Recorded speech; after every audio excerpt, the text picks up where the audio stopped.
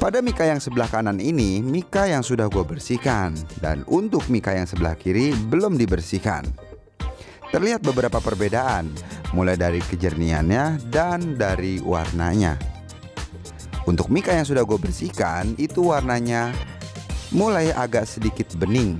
Dan bagian sebelah kiri belum dibersihkan, warnanya masih agak menguning. Untuk mika yang belum dibersihkan ini terdapat beberapa noda. Dan gue juga nggak ngerti noda itu berasal dari mana.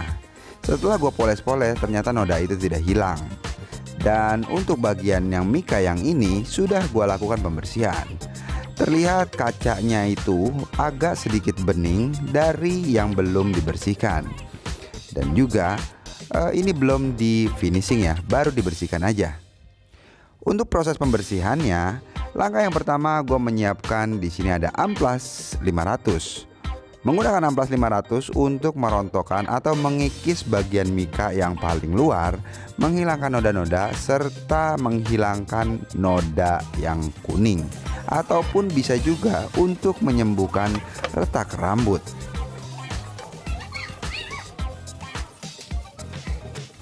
Proses pengamplasan ini bisa dikatakan berhasil setelah noda-nodanya terangkat.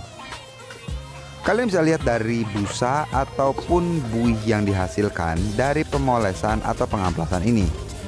Terlihat ada bercak kuning ataupun busanya itu berubah menjadi berwarna sedikit kekuningan. Itu artinya nodanya sudah mulai terangkat.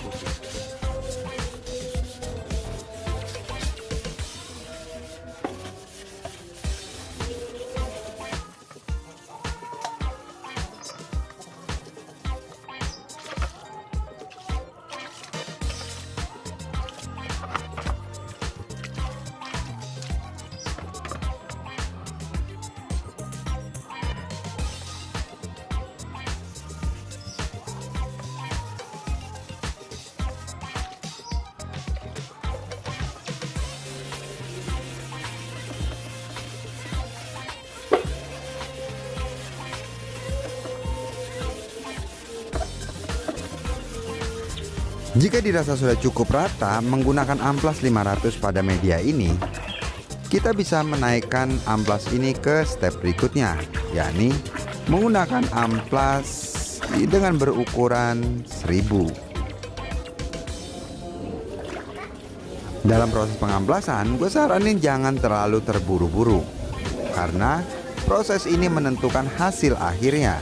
Daripada kalian harus bekerja 2 kali mengulangi detail yang terlewatkan, lebih baik kalian perhatikan di setiap tahapannya.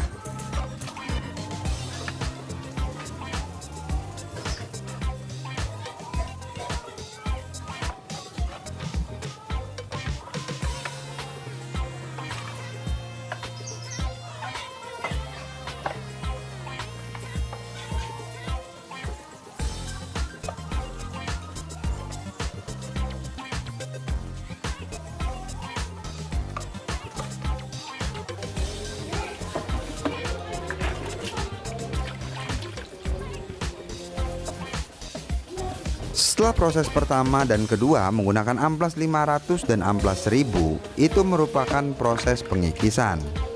Setelah 2 proses ini, kita lanjut menggunakan amplas 2000. Memasuki amplas 2000 ini ialah memulai proses penghalusan dari media yang sudah kita lakukan pengikisan untuk merontokkan noda ataupun menghilangkan retak rambut. Dalam proses penghalusan ini, kalian harus betul-betul meratakan amplas pada media yang akan kalian gosok. Gue saranin kalian menggunakan bantalan yang berbahan dari karet atau juga bisa menggunakan bahan sendal yang sudah tidak dipakai lagi, supaya hasil pemprosesan amplasnya semakin maksimal.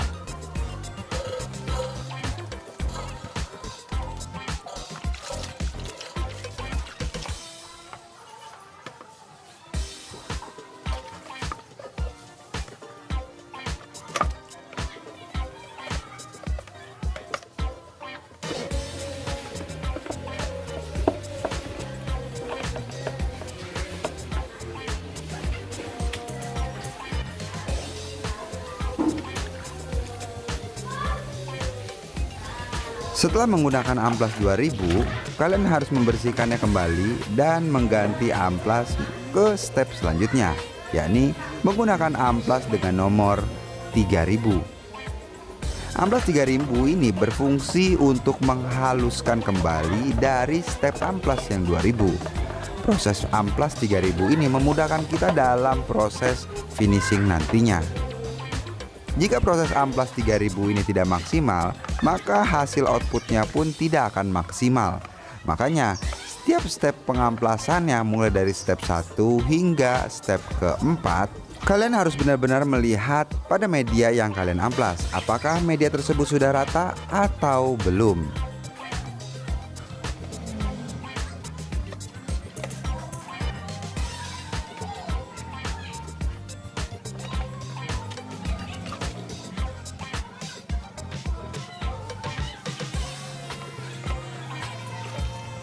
Pada step menggunakan amplas 3000 ini, media mika ini sudah terlihat agak bening. Sudah tidak buluk lagi seperti sebelumnya yang menggunakan amplas 5000. Proses penghilangan noda dan pengikisan sudah selesai. Dan saatnya kita melapisi kembali mika headlamp ini yang sudah kita kikis tadi menggunakan clear coating. Setelah proses pengamplasan ini, keringkan mika dengan cara dijemur supaya keringnya lebih maksimal.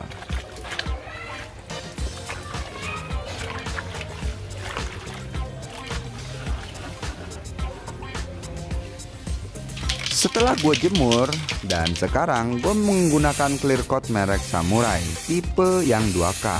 Dalam proses pertama ini, gue hanya menyemprotkan satu kali bagian aja.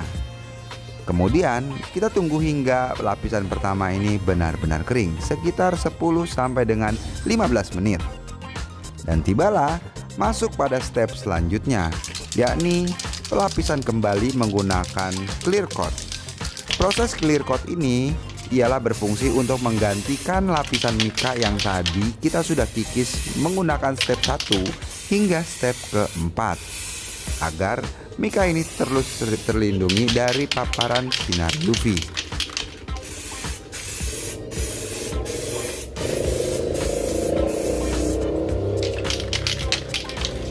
Setelah mika ini melakukan proses pengeringan dengan cara dijemur, dan kemudian gue melakukan pemolesan. Dan setelah selesai, mari kita melakukan pemasangan pada headlamp. Pada bagian mika ini terdapat 4 buah baut yang harus kita pasangkan kembali agar bentuknya dan posisinya benar seperti semula.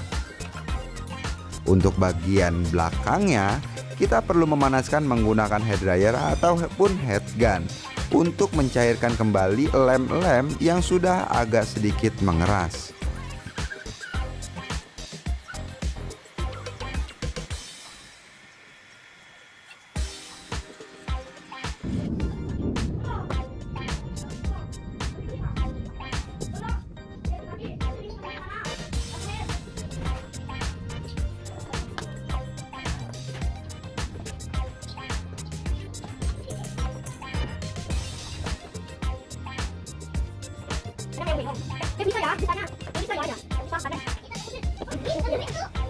Setelah bagian mika sudah terpasang, kita memanaskannya kembali agar lem-lem yang pada bagian hitam plastik ini bergabung pada lem yang ada nempel di bagian mikanya.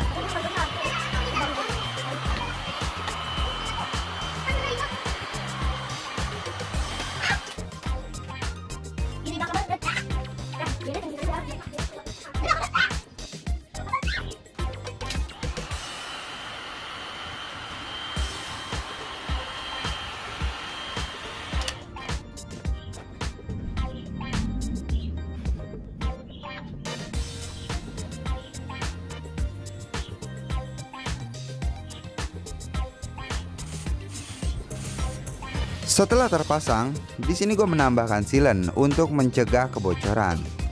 Silen yang gue gunakan ialah silen yang untuk lem kaca akuarium. Di sini gue menggunakan silen untuk di perbatasan antara plastik hitam dengan bagian mika, agar tidak terjadi kebocoran saat hujan datang ataupun menghindari pengembunan pada bagian mika.